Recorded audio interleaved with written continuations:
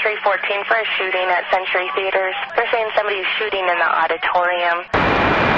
Roger, keep your fires west of the smoke. You're cleared hot. An officer hit. Send me the world. Don't go over that fence. Don't go over that fence. Grab the shotgun again. Welcome to Tactical Tangents.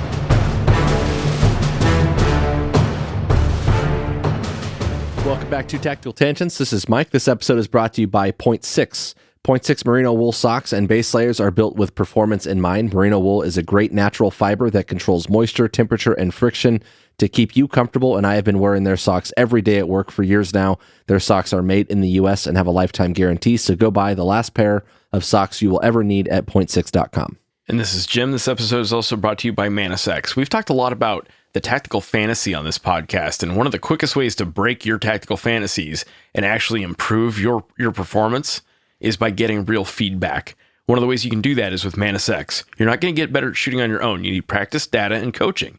And you need to make the most of your ammo with good live and dry fire training. Manus is a family of training devices that tracks you while you train.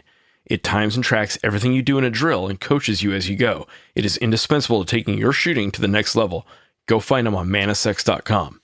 So our episode tonight is going to be about a very specific topic, and it has to do with transporting, with police officers transporting a casualty patient directly to a trauma center and bypassing EMS to do it. So instead of waiting for the ambulance or the fire department to show up, a police officer takes a wounded person in a police car rapidly to the hospital. And this comes up for a number of reasons. One is just understanding trauma medicine on a basic fundamental level, right? And that is that internal bleeding cannot be stopped out in the field. It has to be stopped in an operating room by a surgeon. And so the life-saving countermeasure is time, compressing the timeline that it takes to get there. And if you follow the show for a while, there was a time that we brought Dr. Tang onto the podcast, and we did an episode with him. He's the trauma medical director at the big trauma center here where I work. And he mentioned this. He talked about the homie drop-off is the term that he used, where they've done medical studies and research that have demonstrated that people who just get thrown in like the back of a car and dropped off at the doors to a hospital have similar, if not even better in some cases, survival outcomes than people who are transported by emergency medical services. In science, we call that a clue. Right. And this is counterintuitive because you would think that if you can get medical personnel to take care of that person, that there's a lot of treatment that can be provided at the scene of the emergency and en route to the hospital that can be potentially life-saving. And there are cases where that is true. There are absolutely cases where life-saving care could be rendered on scene or en route to the hospital. And that's kind of where we're headed with this episode. So just to be super clear, we're talking about trying to make the decision about whether you take a casualty to the hospital immediately, like throw them in your car and go, or do you wait for emergency medical care, EMTs and paramedics, to come get him, do some work on him, and then transport him, right? Yep. And you're going to hear Mike use the term casualty evacuation, and this is actually kind of neat. In the military, we have that same term, casualty evacuation. We also have medical evacuation, medevac and casevac. And it's funny, it's kind of the same deal. Medevac is a dedicated medical asset. Like picture a helicopter with a big red cross on the side, or a dedicated military ambulance, like a Humvee with a big old red cross on it, right? Casevac is anything other than that, right? Including a rescue helicopter, like an Air Force rescue, Pavehawk helicopter. That's not a medevac helicopter. That's a casevac helicopter, casualty evacuation, which is anything other than dedicated medical assets, right? So in a civilian stateside law enforcement context, this gets a little bit sticky because when we start talking about just the general concept of a police officer taking a wounded person, again, bypassing emergency medical services to take them to the hospital, there becomes a liability question, right? Is there a possibility that if we have a bad outcome, we're going to be responsible for that bad outcome? Well, I think it's bigger than that, right? There's a just basic human process of like, oh my God, this guy's hurt. What do? I call 911. I get the ambulance there, right? Like that's what you've been taught since you were like in elementary school about what to do if someone gets really, really hurt, right? Sure, and that certainly is a component of this, is just the default answer of that's not my jam. I don't, I'm not a medic. I'm not an EMT. I'm not a firefighter or a doctor or any of those things. And so I'm going to call in the professionals that deal with that sort of thing. Right. But where this particular idea comes up as an episode has to do with a downed officer, or in this case, a federal agent. We had an event in my area not too long ago in which a officer-involved shooting occurred. There was a federal agent who was killed, and two other officers, one was a federal agent, one was a local officer, who were wounded in this gunfight. And one of those officers, the DE agent specifically, had a life-threatening internal bleed and was thrown into the back of a police car and taken to the hospital. And ultimately, the opinion of the doctors who took care of him is that the decision to transport him by police car and not wait for any kind of delay probably saved his life. And in hindsight, that seems very obvious, but understand there's a little context here. This is a discussion Mike and I have been having, and that Mike has been having with his coworkers, and I've been having with my coworkers for like 5 or 10 years. This is tricky business, this decision about whether to wait for the paramedics. And when I say paramedics, I mean all, emergency medical providers, or to toss them in the back and go, right? And again, this is that like tricky decision making. When do I want to do one? When do I want to do the other? And it's easy to say, always throw them in the back and go. Or no, you don't know what the hell you're doing. Always wait for the ambulance. I wish I could give you an always or never. That's not what this is. The whole point of our podcast is to teach you that critical thinking stuff, that nuanced, right now, this is the right answer because of all these things we got to consider. Or right now, this other thing is the right answer because of all these other things we got to consider. Absolutely. And so this is where the discussion happens. And so I'm working on some training for my organization related to this topic. And that's the problem, right? Is that it's not a binary thing. As a longtime proponent of a hasty, rapid transport, as a guy that understands medicine on a basic level, but also at the provider level, as a medical provider, as an EMT in my case, I understand that time component. I understand the importance of getting someone to the hospital quickly. But I also have enough training and enough experience to look at a casualty and say, what are the life threats? 1, 2, 3, 4, 5, and kind of rank those in order. And a lot of people don't have that. So organizationally, we struggle with either A, making a policy about this, right? We don't want to say always scoop or scoop and go or load and go and or always wait for EMS. So we struggle with that side of it because there are risks to this. So I believe in the practice fundamentally, but I also understand that it is not always the right answer. So what we need to do here, the purpose of this episode, is to start talking about, from the critical thinking angle, what are some of the risks and benefits and possible bad outcomes or alternate endings, right? We see this as something that is potentially life-saving, but there are also times where this might not go our way. And so we want to understand that if we are the type of person who might have to make this choice. And again, I accept this is like one specific example. Should a police officer throw a wounded teammate or partner into the back of their car and just haul ass to a trauma center? That's a specific question to answer. But I think it illustrates the discussion that Jim is saying, is that it's not a binary thing. We can't say always or never. We have to talk about some of the what ifs.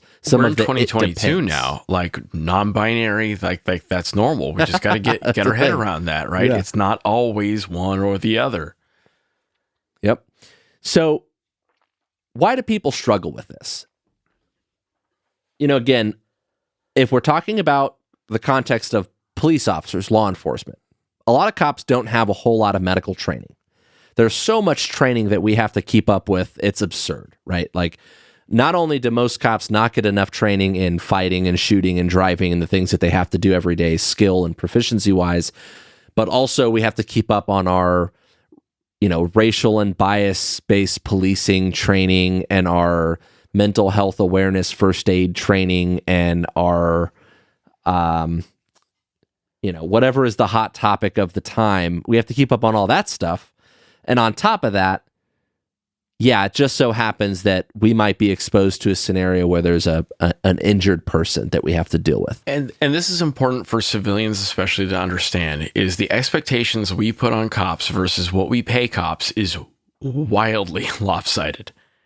And this is a point I've made the whole time we've done this project is for what we pay cops, and it varies, locality, in many cases is comparable to what we pay mall security. And then we expect cops to operate like hostage rescue team members, and also psychologists, and also social workers, and also full-up paramedics, and also whatever, and social scientists. And at some point, we got to put some expectation management on our law enforcement officers, and we have to understand you're going to get what you pay for. And often we get a lot more than we pay for, and we should be grateful for the fact that we do. But if you want your cops to be really, really, really competent, you got to pay them, and you have to pay for their training, which means you need enough cops, manning-wise, that you can bring some guys out in in-service training, out of cycle, to go get their professional development, to go get qualified as EMTs, or go deep dive social construct stuff. Like that may well be important. I get that, but you got to pay for it. Not only that, but there's a jack of all trades, master of none calculus that has to be done here. The parts of, public safety, I guess, in general, that we want cops to be good at isn't necessarily the medicine side of it. That's what we have firefighters and EMTs and paramedics for. Like, that is, we're diverging a little bit from what we mean when we think of cops. And that is not to say that there's not some crossover. There is. And we've talked about that in other episodes. When we did the Columbine episode, we talked about Rescue Task Force and how the lines have gotten gray in these potentially unsafe or hazardous scenarios where we need to go into a warm zone and bring fire and EMS personnel with us to provide security and to render care. Sure, there is certainly some crossover that we've learned, but this actually, in the context of quote-unquote tactical medicine or medicine in a gunfight, this is something that's important for police officers to understand. And I'm going to derail us here a little bit, but I think this is a key concept, right? And it's important for civilians to understand, and cops to understand, military people to understand, is how far are you from specialized help, right? So I recently had a case, some coworkers got in a tussle on their airplane, and they called the cops. They were at a civilian airfield. They called the cops. And it took quite a few minutes for the cops to get there, like 10 minutes. 10 minutes is actually pretty good by police response standards. It is a lifetime when you are fighting on an airplane, right? So you are the responder until more specialized, more capable help arrives, right? How long does it take for the SWAT team to get there? Maybe more time than you've got, depending on the scenario, right? That is a universal truth. That's one of the reasons I concealed carry, is because I know that there's going to be a delay between when I recognize danger and when I can get a police officer on the scene to deal with it, right? Same with medical training. There's a reason I get medical training, is because I've got to hold my own until I can get the medics there. And that's true whether I'm in a Walmart parking lot, or whether there's a active shooter incident, or whether I'm deployed. There's going to be a little bit of a delay before I get specialized help. And I think that's one of the big things that needs to go into your calculus here, is literally how far away is the ambulance. If they're right behind you and you're like, no, screw you, we're going to throw the guy in the back of our car and go. Like, maybe that wasn't great decision making. Well, that's a great, that's actually one of the points that we'll hit on here is that, like, if your decision is, well, fuck it, let's get out of here, and you're at the intersection where there is a fire station, then maybe that wasn't the best choice.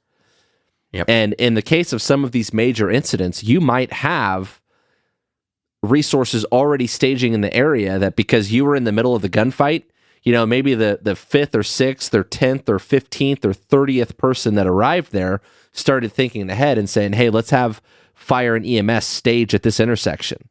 So the last thing you want to do potentially is drive right past all of those resources because, you know, you're like thinking, hoorah, let's go get to the hospital, right? Your heart's in the right place, but the point is, you can never set aside your ability to be a problem solver, right? Never can one of these things be just done on impulse.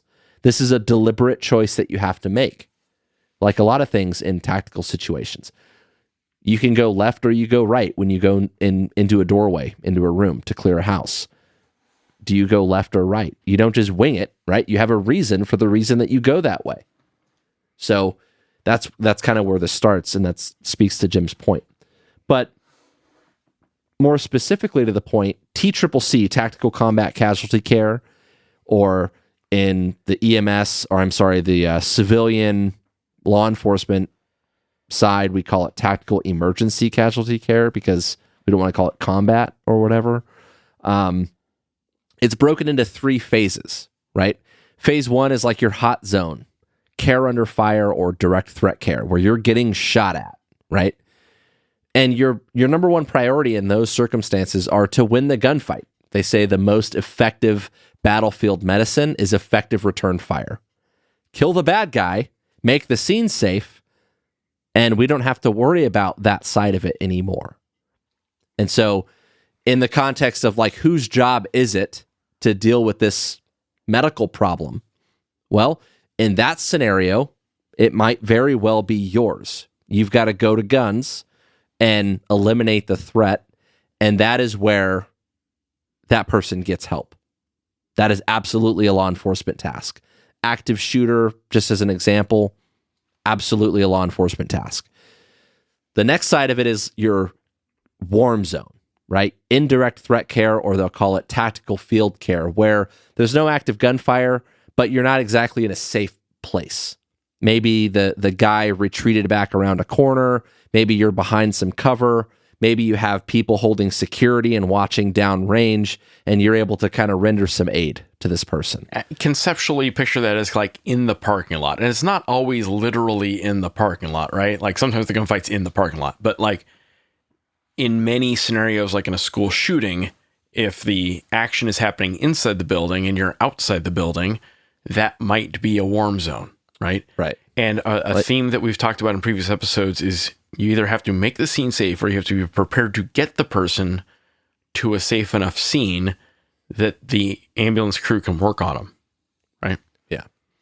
Yeah. So in that area, tactical field care or indirect threat care, what we'll call the warm zone for these purposes, you might not get fire and EMS personnel. You might very well be the best help that person can get. And we accept that in many cases that might be basically like layperson or bystander level care. Again, this is something where a police officer is very well suited to be the person that helps that person. And then finally, you have the cold zone, which is your casualty evacuation phase of care. And this is where the person leaves the scene and goes to get help. Now, that can be in a couple of ways. It could mean that we get the person, for lack of a better term, off the X and evacuate them to a safe place where an ambulance can come in and take them to the hospital. But it could also mean the way that we facilitate, like, fuck it, I'm throwing them in the back of my police car and we're just going to go, right?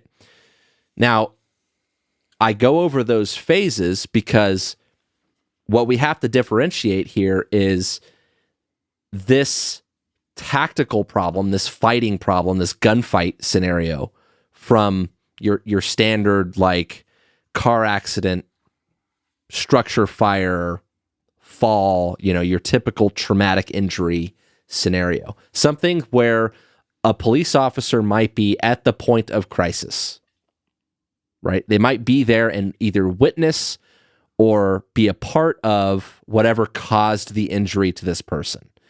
And again, generally in the context of this episode, we're talking about a downed officer if one of your buddies gets shot and wounded, but this can apply to bystanders as well, frankly. But this is where, in that third phase of training, your casualty evacuation care, cold zone, where you're thinking about, okay, well, I can't get help here, so how can I get this person to help? That's where your wheels need to start turning and thinking about, maybe the best option to save this person's life is to like throw them in the back of my car and just go, right?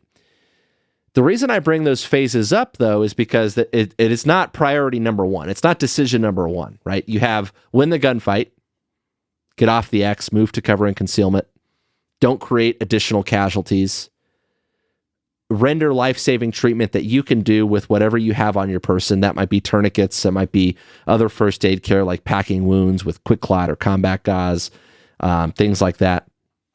And then what's next? And that what's next piece is really where this starts to fit in. How can I get this person to an ambulance, or how can I get this person to a hospital? That is the decision point that we're focusing on here. So there's a couple things to consider here. One is, the better you understand first aid, the easier your decisions get, right? Get as much training as you can in whatever context that means for you. Maybe that's a basic CPR course. Great, go get it. Maybe that's an EMT course. Great, go get it. If you can get someone else to pay for it, that's even better. But get the training. If you can't get the training for whatever reason, go talk to the EMS guys in your region.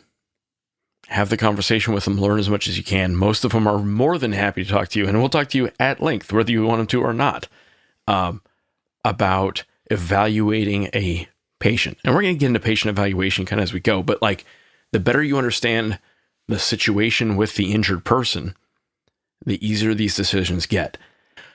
Another issue that we're at here with this decision point is logistics. It's fundamental. How do I move somebody from point A to point B, right? And it's one thing if it's a downed officer. It's another thing if it's 20 kids or a plane crash, right? And in that cold zone, you have a casualty collection point. That's fundamentally what it is. That's the transfer point, right? Between all the action and physically moving people. And you might do some triage there, maybe some light triage, maybe heavy triage, depending on how long your logistics chain is, right? In Mike's context, he works in a metro police agency, right? They know exactly where their hospital is. They know exactly where their point of injury is. And it's fundamentally 30 minutes, maybe an hour tops movement.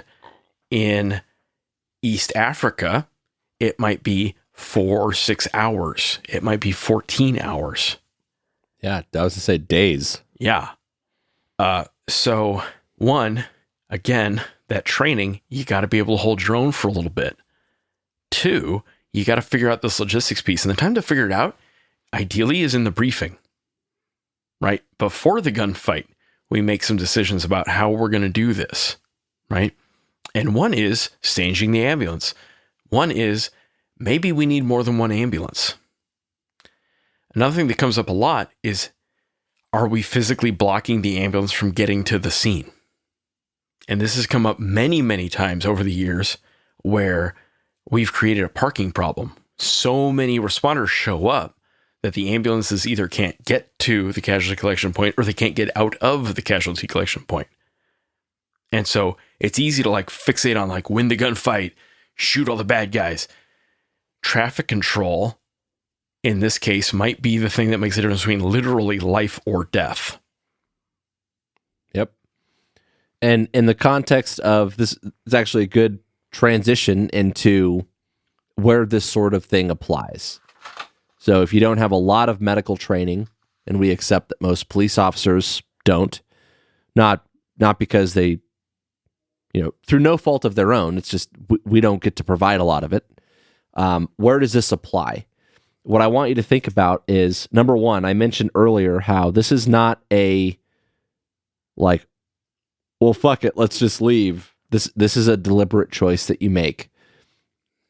One of the big problems that, again, I mentioned organizationally, this is something where we feel like there's liability when we say, hey, we want cops to bypass the professionals, the people who do this for a living, and go straight to the hospital. Like, we struggle with that, right? Why is that? Understandably so.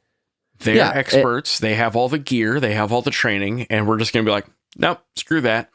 This is going to get us a better outcome, right? And one of the big things about it is, that's one of my buddies that's down there. And so if my friend gets shot, how clinical am I going to be? We've talked about in the past, when the adrenaline hits, you lose 100 IQ points, right? So we need people to be level-headed when they're making this decision. It can't just be a panic, or an impulse that we throw them in the back of the car and then drive like crazy. Because what comes along with that, among other things, is you're going to drive like an idiot to get that person to the hospital, right? Instead of the guy who's driven an ambulance and driven critically injured people or people in critical condition to a hospital, like, for a living every day, who he doesn't know, who he's not emotionally invested in. Right. There's emotional detachment, and that's not his friend back there. And he didn't personally just have to win a gunfight to do it. Right. You're not going to get there in a way that is going to put you and other members of the public at risk to do it, right? So there's something to be said just about that, if nothing else. The emotional state that you might be in if this is the sort of situation you find yourself in.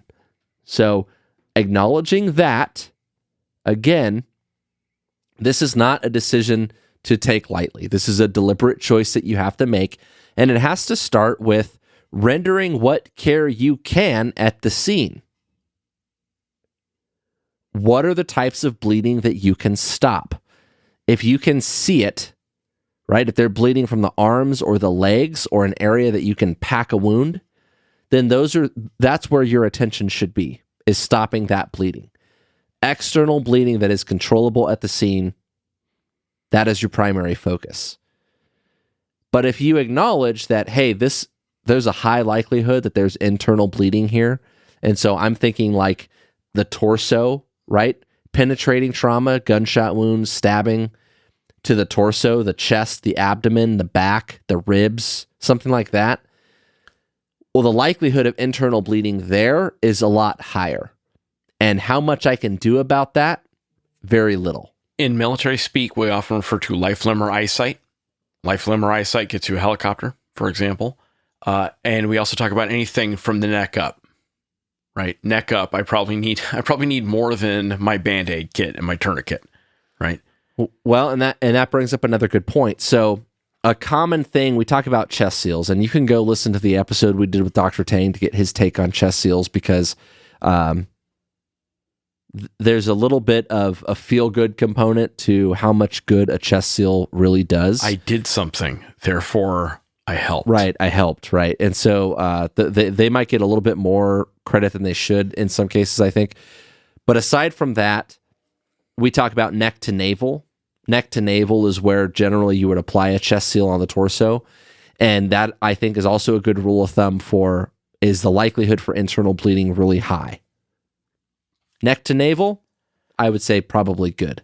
And this is also a good case of, like, just because the Navy SEALs do it doesn't mean it applies to you, right? I talked about, if I have to evacuate a casualty in Africa and it might be 14 hours, there's a lot of things I'm going to do and try if I'm sitting with a guy whose lung is collapsing over the course of 14 hours that I'm not going to try if I'm in downtown Phoenix.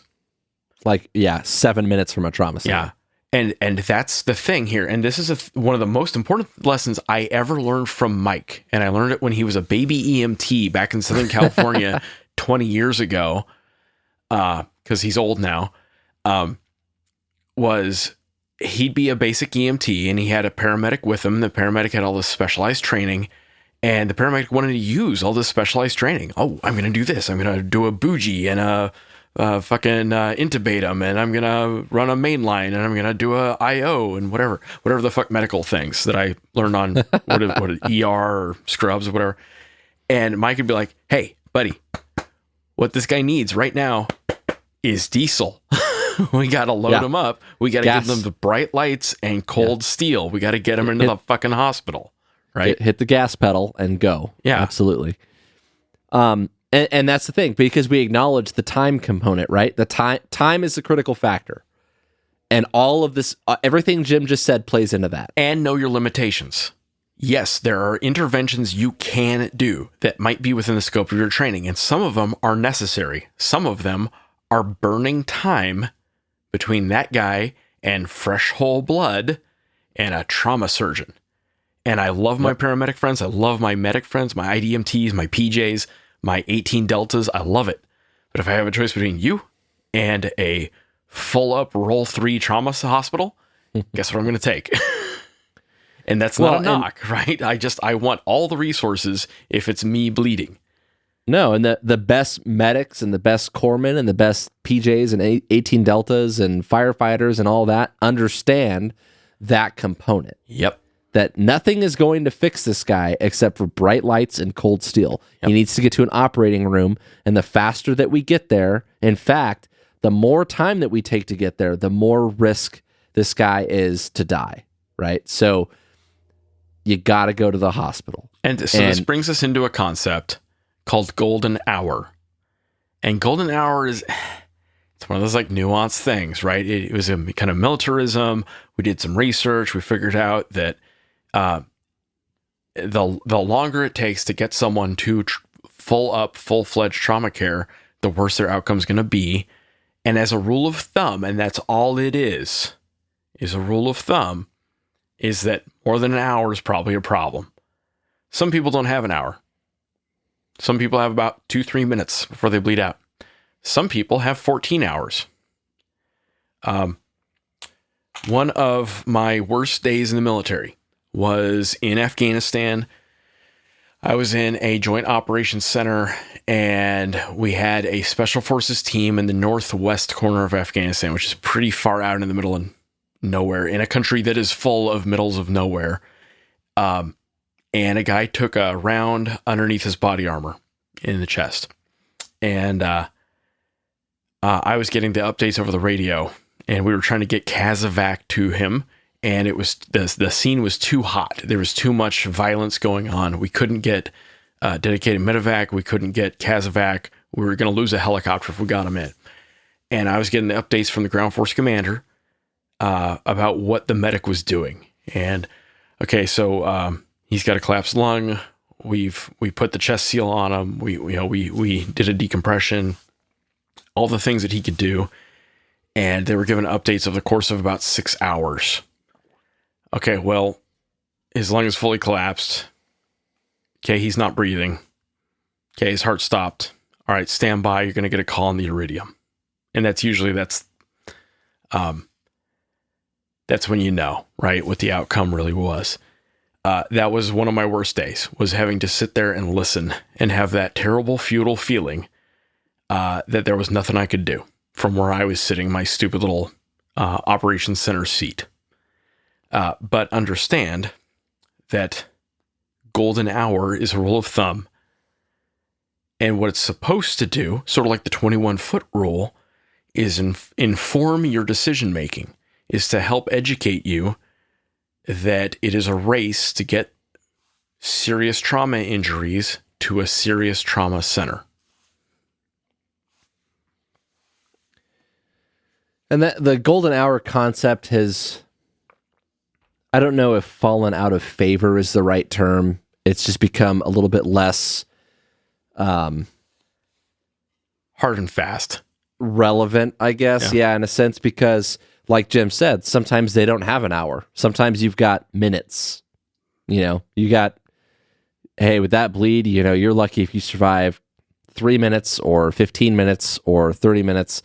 And other people, you need a trauma center, you need an operating room to fix that. But if I can control the bleeding and give you blood and all these other things, then you could probably survive 5-6 hours or maybe even days, right? But when it came to be, the idea was that the golden hour was all about getting the person to definitive care. And so where do we compress that timeline, right? So there's your on-scene time. So the point of injury happens, the car crash, whatever. EMS takes however many minutes to get there. They spend however many minutes cutting the person out of the car, packaging and treating them for transport. And then their transport time is however many minutes. And then they spend however long in the ER before they make it to the operating room. And so that definitive care point, at one point, that was like the goal, was 60 minutes. And there was some research, if I understand it correctly, it was based on common types of injuries. And basically it says something like, if they didn't die in the first X number of minutes, then they probably had about Y number of minutes. And this is it's complicated, right? There's a bunch of asterisks, right? When we're talking about military combat wounds, we assume that the injured person was wearing body armor. They were wearing Kevlar over their chest and Kevlar over their head. That's not necessarily true for all the injuries you're going to see, right?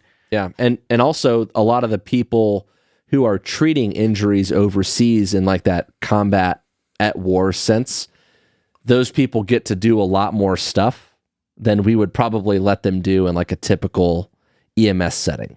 And speaking, and that's part of the reason why it's understanding that like they're in a much more complicated scenario. Yeah. And speaking of stuff to do, one of the things that, and maybe Mike's going to get into this in more detail, is when you're trying to decide what to do for the guy before you load him, think about it in the context of what can I do that's going to buy this guy time, right? What can I do to offset that golden hour? If I've got the ability to stop the bleeding, I'm going to stop the bleeding. If I've got the ability to run a line, maybe that's worthwhile, maybe it's not. Mike could probably talk to that better than I could. I'm not going to waste my time with that because I don't know enough about how to do it or when to do it to bother doing it. Well, and this is, so instead of offsetting the time, what you really want to look at is compressing it, right? So, for example, starting an IV, someone who has internal bleeding, if I replace that fluid, what's starting an IV, for example, an intravenous line where I pump saline, a bag of saline through someone's veins into their system. Mostly that's salt water. Exactly. What that does is increases the volume of fluid in their vessels and the pressure of that, of whatever product is in there, whatever material is in your circulatory system.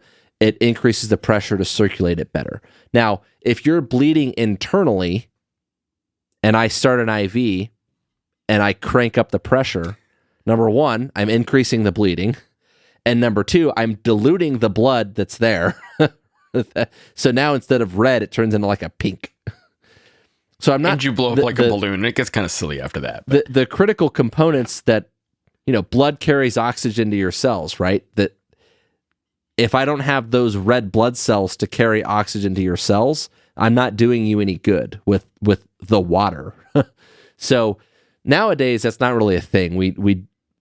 We let your blood pressure stay pretty low if it's low, and the IV is just there in case we have to give whole blood. And there's times where I can start an IV easier before you have lost too much blood, that in the hospital, if that IV is already there, like they can give blood through the IV. So it has value, sure. Yeah, having the line started, right? There was a long time where that was the doctrine was, well, if you got the line started before it gets worse, we've at least got the line in place so that we can start adding whole blood later. And we have access. Yeah, and there was a little bit where one of the legends, I read about this in a book in the 90s, so it must still be true, that a German SOF unit, GSG-9, for a while was training with a IV catheter already taped to their arm, like already in their vein when they were going to go hit a house. And I don't know whether they ever actually did that, but I read about it. And I thought it was an interesting idea. One of the things you need to know is, I assure you the trauma center will get access. They will find a way. It might be through your bones. It might be through your carotid artery, but they will find a way. Yeah. And frankly, this is probably not a question that most like lay people need to understand. But what I want you to think about is for an ambulance level provider, right? Like they have all these tricks, and the more time. So we were talking about golden hour. That's where this came from. So golden hour, compressing that timeline, and what we realized in our training over the years was, hey, golden hour. Like a lot of that's environmental. My distance to the trauma center, like I can't control where the car rolled over or where the guy got shot. What I can control is how much time I spend on scene. So at one point in a class I took, instead of the golden hour, they called it the platinum 10 minutes. You want to transport in 10 minutes or less once you arrive on scene. And so that again, so if we're talking about compressing timelines and you're at the point of injury, right? You and your buddy are on a call and it's a domestic violence thing and your buddy gets shot and you kill the bad guy and now your buddy's down on the ground bleeding out internally. If I, at that moment, get on the radio, call fire for help, they're 5 to 7 minutes away. I wait for them to get there. They spend 5 to 10 minutes on scene. Then they transport to the hospital. That's another 5 to 10 minutes away. Well, now we've already reached that 20 to 30 minute mark.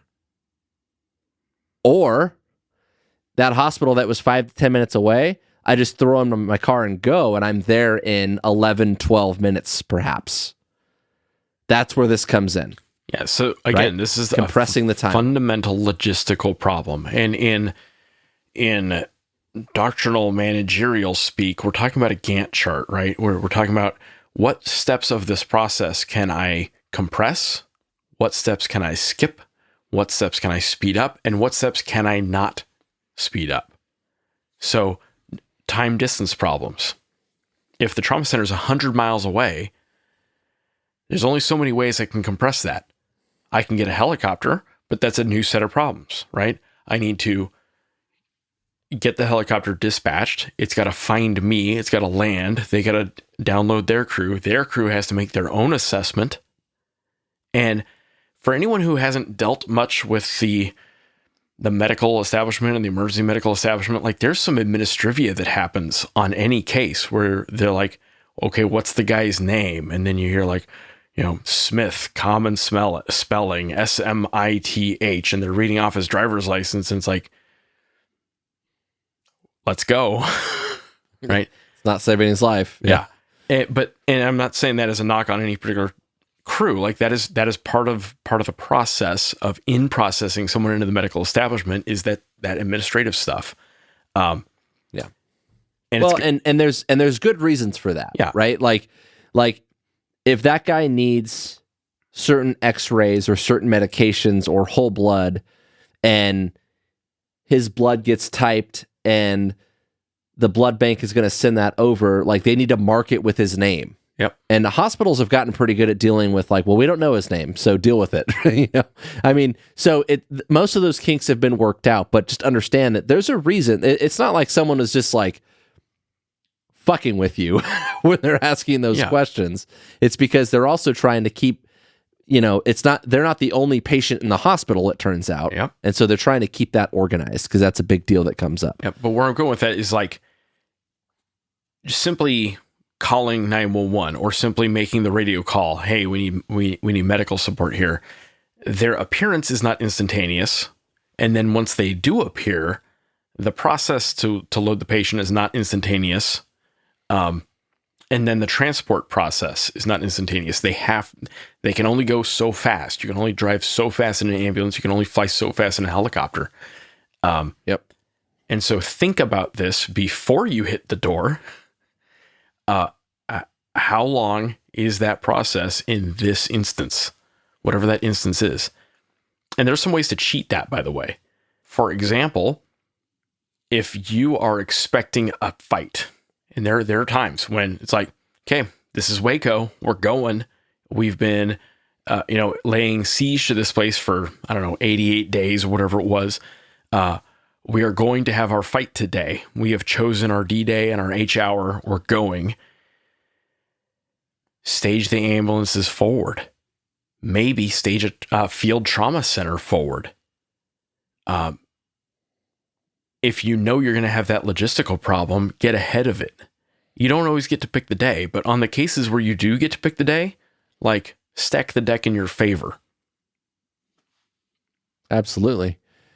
You bring up some good points about the logistics problems, and we're going to talk more about timelines a little bit later, but one thing I want to talk about is destinations, because and we've alluded to this several times so far in this discussion, but one thing we haven't really talked about is the idea of a quote-unquote trauma center. And what a lot of people might think is like, oh, there's a hospital that's right around the corner. I'll just get them to the hospital. And what is the difference between quote unquote just a hospital? Yeah, the Wanda Troxler Birthing Center is not necessarily what your boy needs. Yeah, right? Yeah. And a quote unquote trauma center. Those are different things, right? So I've even seen there are such thing as hospitals that don't have emergency rooms. And that could blow some people's minds, but those long-term care providers don't have the capacity to deal with emergencies. And taking a step further, a regular emergency department or emergency room doesn't have the capacity to deal with trauma. And again, it's not that those doctors are incapable or the staff or the facility is incapable. They're just intended and designed for different things. A trauma center is all about that operating room, right? Having that operating room available to cut somebody open and to stop internal bleeding caused by the crew and the resources and the whole blood and the imaging all right there ready to go, right? And very the surgeon to maintain. There. Yeah. And having the surgeon there, not at home asleep on call, right? Like he needs to be on staff in the hospital, in the building, so that when they call and they say, hey, Officer Mike's been shot, he's coming in hot, like he's already waiting downstairs with his gloves on, ready to cut my ass open if he needs to. You know, so the blood bank is ready. And it's a whole infrastructure, right? It's a respiratory therapist and an anesthesiologist, and like Jim said, X-ray techs and a CAT scanner and all of that. It's everything. And not every hospital has that. There's some hospitals that specialize, even they have an emergency room. They can manage. Think about what an ER does. An ER is all about just stabilizing you, right? They don't fix your heart attack. They don't stop your heart attack. They just make sure it doesn't kill you, and then they get you to the heart specialist. That's it. So in a trauma context, the ER doc will do what they can to stabilize you until you get to, guess where? The operating room to stop the life-threatening bleeding that's happening. And you are on a clock, my friend. And I'm telling you, as a guy that used to work on an ambulance, a regular run-of-the-mill hospital will call a guy like me in an ambulance to come pick you up and drive you to a trauma center if necessary. I've seen it. And that has happened. I've seen it. That I had this happen with some guys training on a bombing range. They rolled over an ATV. They were working with a helicopter at the time. The helicopter did what good helicopter guys do. It landed, picked him up, flew him to the nearest hospital. Couldn't land at that hospital because it didn't have enough big enough helipad for them. So they flew to the base where they transloaded him from the helicopter onto an ambulance. There was some dancing around trying to figure out how to get the ambulance onto the flight line. Ambulance took the guy to the hospital. Hospital said, this is trauma. Waited for another ambulance. They drove him 100 miles down the road to the trauma center. Long night. And you're hoping the guy lives that long, right? Yep. Like that, frankly, that's where we're at. So you got to go straight to a trauma center in most of these cases. Along those lines,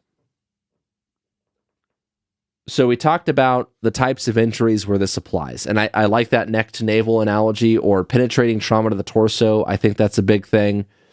And I also like thinking about how long is it going to take for help to get to me? And can I compress that timeline? So if the fire department is going to take 8 minutes to get there, and then I'm 10 minutes from the hospital, do I want to wait 18 minutes, or do I want to get him there in 8? That's where this really kind of fits in, right? And along the same lines, you have to make an assessment and say, like, are these injuries that I can manage here or that require a surgeon? So that internal bleeding thing. And where I'm going with this is, when are the best times to wait for a paramedic to get there? Wait for fire, wait for EMS, wait for an ambulance.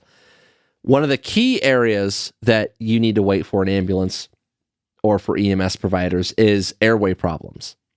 So if this person is wounded in the face, in the neck, where potentially there's blood and stuff that might get in the way of this person's ability to breathe, that is probably a scenario where you might consider waiting for EMS. Because if you throw this person in the back of a car and those problems go unmanaged, they might not make it to the hospital. No air, no live. It's a rule. Right. So paramedics have a lot of advanced airway skills. That's one of the things they're very, very good at, is being able to intubate people, right? Put a tube down their throat into their trachea.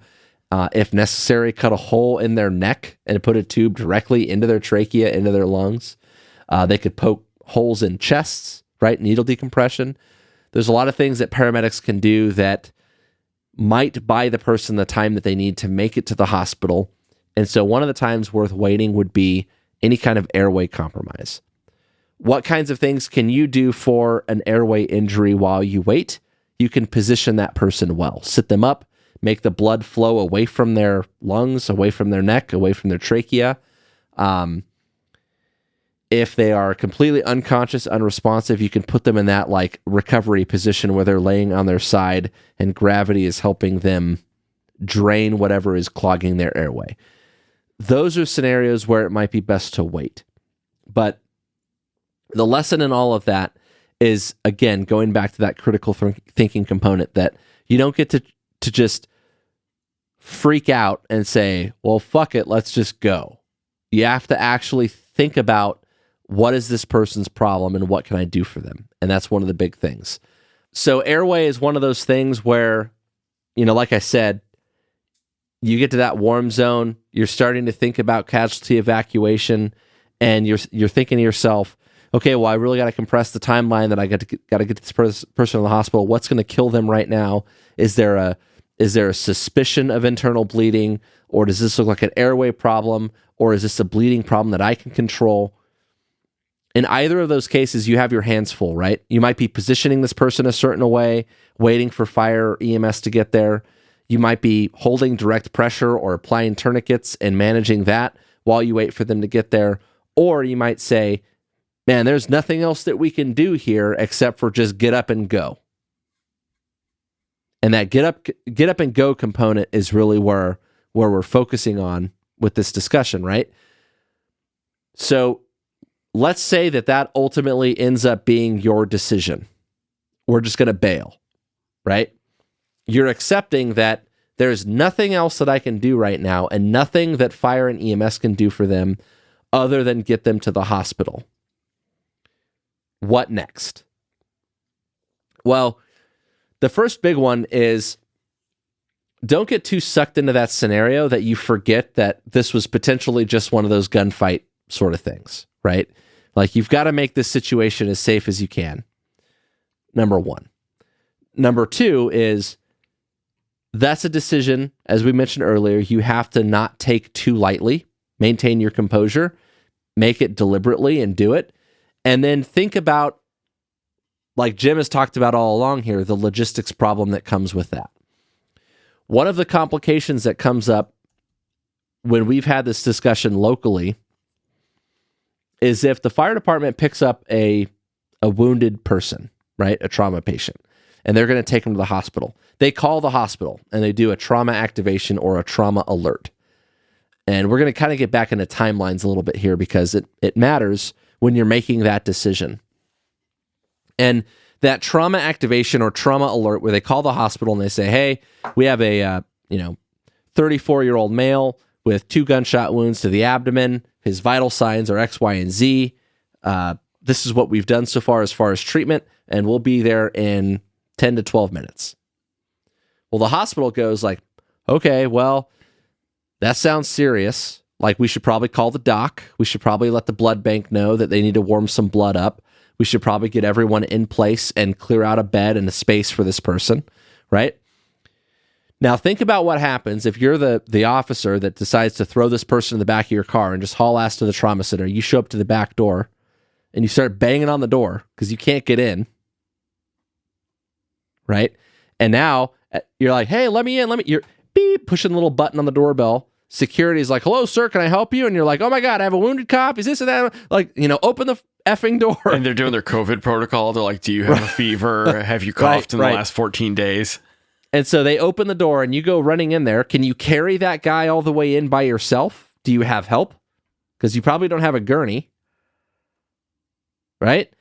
So you go running in there. I've got a cop in the back of my car. He's effed up.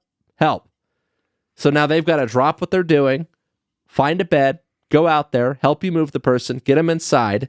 And my question for you is, did you save any time at the end of that you potentially would have gained by transporting early? This is that part of that logistics puzzle, right?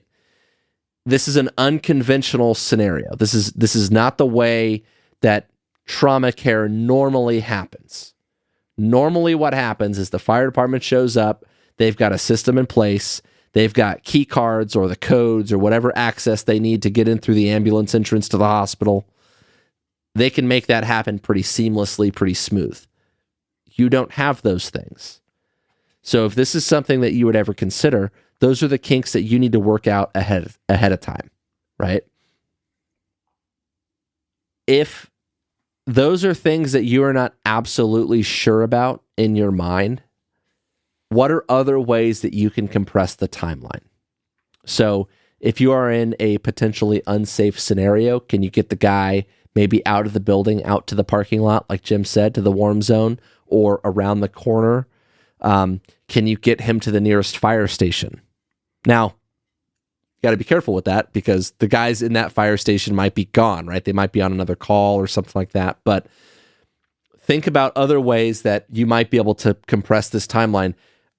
Does the guy have a bunch of gear and equipment, his vest, his duty belt, his gun? Is that all stuff that you can take off and get out of the way so that when the time they arrive there, they can see exactly what they're dealing with and move right on?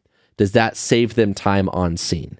Those are things that you might be able to, if you're not sure you can beat the clock otherwise, you could still save time that way, right?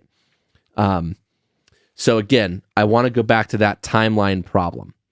What you want to avoid is losing the potential time that you would gain if you were too hasty about this.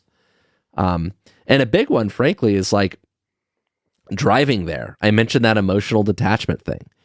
If you get in a crash on the way there because you're driving too fast or you're assed up or your car is not as visible or well set up for this. Or your car took a couple rounds to the radiator as part of this exchange. Like, did it save you any time? If there are, for example, those facial injuries, airway or neck injuries that you can't manage on the way to the hospital, are those things that they can manage in an ambulance and potentially give that guy enough time to keep breathing and be oxygenated by the time that he arrives there. So again, what I'm trying to illustrate with all of this, going back to like that philosophical question of should cops just throw people in the back of a car, bypass ambulance providers, EMS providers, and go straight to the hospital? It depends, right? And we had it come up recently, and we're starting to talk about putting training together where we suggest that that's a viable alternative, and people struggle with that. But more generally talking about the sorts of conversations we have at Tactical Tangents and on this podcast, this is a critical thinking problem. And it varies from place to place. Like a lot of my experience, my examples, the ETAs, the timelines that I'm talking about are a municipal area, urban area. Like Jim said, we've got 2 trauma centers in my general area. And for the most part, a guy in the back of a car can have definitive care in no more than probably 10, 15 minutes. Now, I have to consider things like time of day, location, traffic, notifying the hospital, like I said. Those are all still factors, but for the most part, like, that's pretty close. Philadelphia Police Department, this is one of the areas I mentioned that the medical world has researched this. So they did a study at one point where they researched the survival outcomes of people who were just dropped off by laypersons at the hospital instead of transported by ambulance, and they found similar survival outcomes to the extent that the Philadelphia Police Department actually has a policy where if EMS personnel are not on scene in these sorts of situations, they'll scoop and go straight to the hospital. That's a policy. That is their everyday practice at the Philadelphia Police Department. As recently as last week, I talked to one of their guys on the phone, and they confirmed that for me. Now, in Philadelphia, they might have a trauma center every however many square miles, and maybe EMS has extended response times, and for whatever reason that works in their area, right? It works in their area. It might not work in every area, but you see where we're going with this, right? Is that it's not as simple as it seems to be. And what I don't want is for anything that we teach or advocate for on this podcast to be taken as gospel. Like, I've always been a proponent of, like, this guy needs to get to the hospital. Jim told you that years and years and years ago, I would talk about times I'd have with paramedics that I worked with where I'm like, hey man, like, we need to just get the fuck out of here. And those good working relationships that I had with some of my partners back then, that went a long way. And they would usually tell me that they appreciated that mentality. So that's where I'm coming from. That's a base of experience that I have. I accept not every cop has that, but more importantly, I don't want any cop listening to this to think that therefore that is always the right answer. And there are risks to this practice. And so you have to kind of go through that and figure out, hey, this is the situation I'm confronted with, and be clinical about that, right? And make a decision, make a deliberate choice. And medical practices, and especially first aid practices, are very, very prone to what I call tactical telephone game and good ideas that get warped and distorted and mutated and aborted into something unrecognizable, right? There were whole decades when most of the military was taught if there's a second chest wound, you duct tape the guy's ID to his chest on 3 sides, and that was going to like make a gasket, and that was going to fix it. Hopefully we've moved past that. When I first learned first aid, I was taught never ever use a tourniquet unless the guy's going to die, right? Because a tourniquet, you were going to lose that limb. Don't do it unless the guy's going to die. That has changed over the course of my lifetime, thankfully. I have seen well-meaning instructors teach that you need to pack tampons to stop bleeding.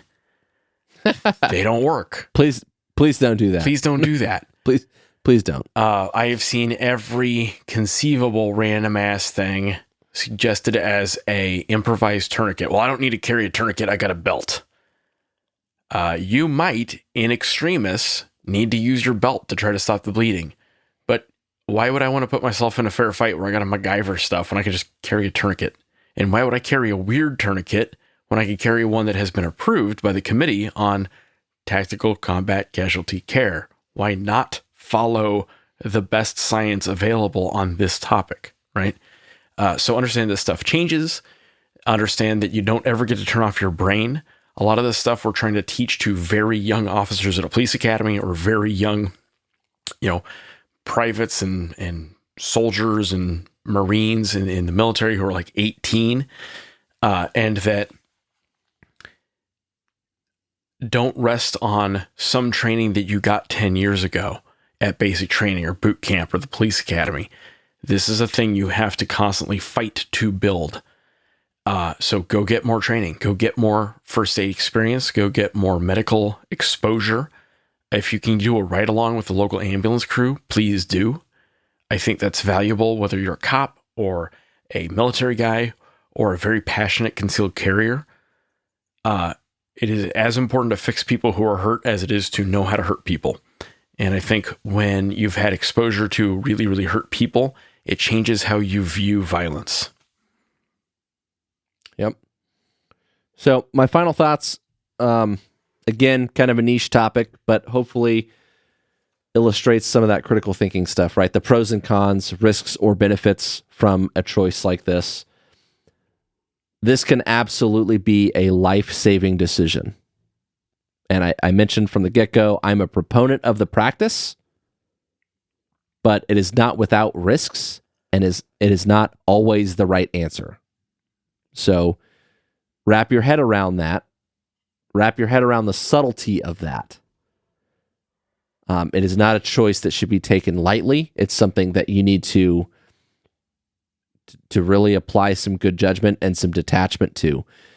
These are emotionally charged events. If I'm talking about one of my buddies, me and Jim are knocking on a door and he goes down in the doorway, like I'm going to be all in on that 100%.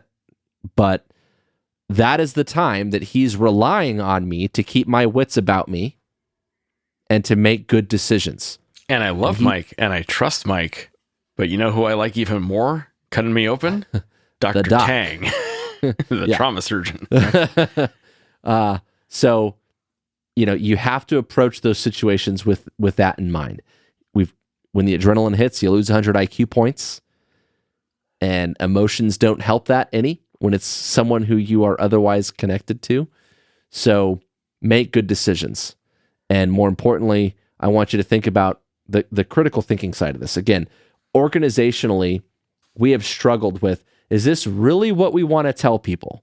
And it kind of goes to that lowest common denominator thing. We hate teaching to the lowest common denominator all the time.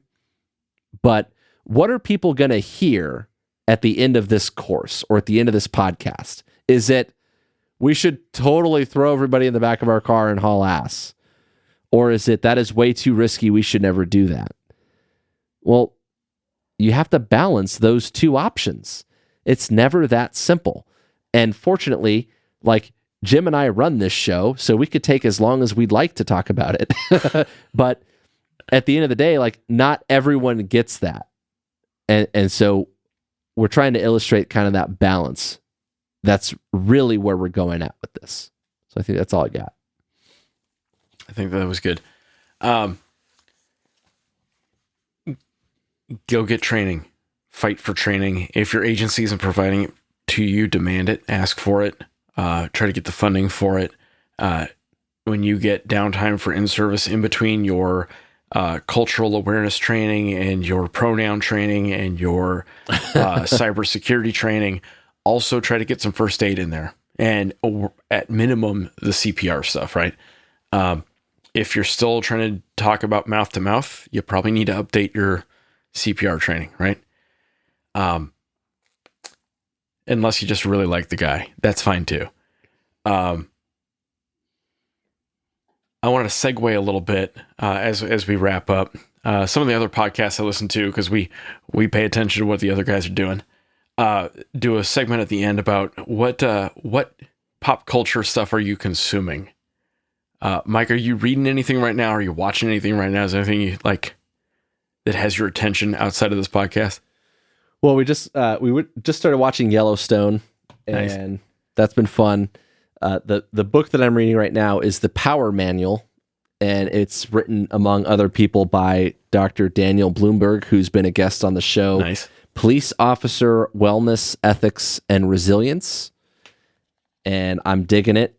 He really delivers in an approachable way how things like morals and ethics and organizational pressure affect your decision-making.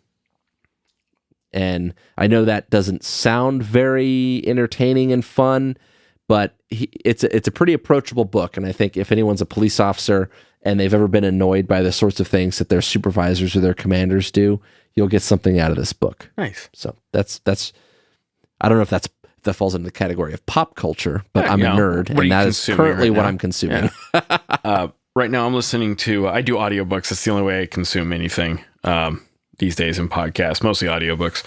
I'm listening to one called Eagle Down by Jessica Donati. It's about special forces teams in Afghanistan in about 2015, which is near and dear to my heart. I think she did a fabulous job. I'm not all the way through it yet, but I thought she did a very, very good job just kind of telling the story. One of the stories she told was a incidental or accidental, depending on who you ask, airstrike against a Doctors Without Borders hospital in Kunduz, Afghanistan. And what a nasty situation that was. And, you know, the fog and friction of war, I think she did a very, very good job explaining that